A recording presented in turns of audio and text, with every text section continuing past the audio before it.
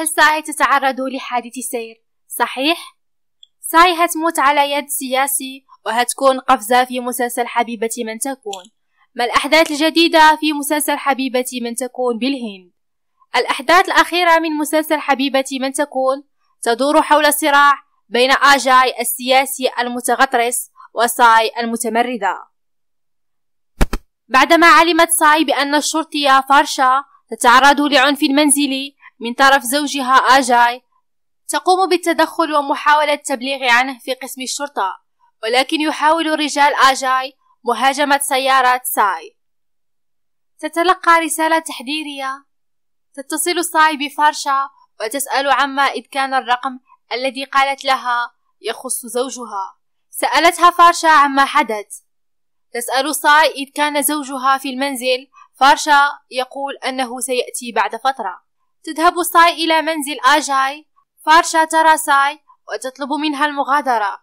تقول ساي بأنها تريد التحدث إلى زوجها إذ كان في المنزل. يخرج آجاي كامبل ويسأل ساي من هي. تطلب منه ساي أن يخرج. يتساءل من هي. تقول إنها ساي جوشي. يسأل آجاي إذ كانت هي التي شجعت زوجته على الشكوى ضده. ساي تقول نعم.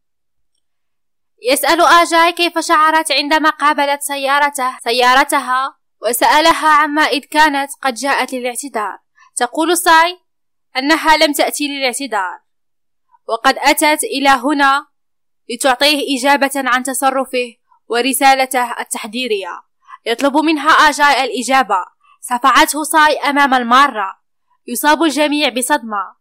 تتصل فارشا بفيرات وتبلغه بكل شيء. تطلب منه أن يأتي إلى منزلها لأخذ ساي بأمان. تحذر ساي آجاي من عدم تكرار خطئه أبدا وإلا سوف تصفعه بنعالها. آجاي يقول أنه لن يتركها أبدا. آجاي يغضب غضبا شديد ويقسم أمام الجميع على الانتقام منها، وتجيبه ساي بأنها ليست خائفة منه. انتهى الفيديو. اشتركوا في القناة وفعلوا الجرس لتتوصلوا بجديد الأخبار والمعلومات عن المسلسلات الهندية ونجومها، واعملوا لايك للفيديو وكلمة شكر منكم تكفيني.